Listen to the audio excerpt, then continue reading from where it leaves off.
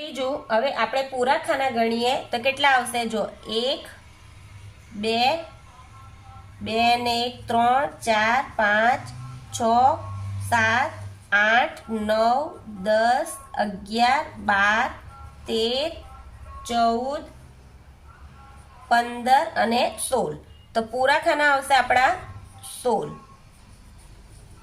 અડધા ખાના આપણા કેટલા આવે છે? 1 2 3 4 5 અને 6. એટલે કેટલા આવશે? 6. તો અહીંયા લખીશું 6. અડધાથી વધારે ખાના, તો અડધાથી વધારે ખાના કેટલા છે? આ 1 ને 2, એટલે અહીંયા આવશે 2. તો આપણે અહીંયા સોરી અહીંયા 6 છે, 6 છે તો 6 ને આપણે ભાગ્યા 2 કરીશું. અડધા છે એટલે 6 માંથી 6 ભાગ્યા 2 કરીએ એટલે કેટલા આવશે? 3. અને અડધાથી વધારે છે એટલે અહીંયા આવશે 2. હવે ગણતરી કરીએ.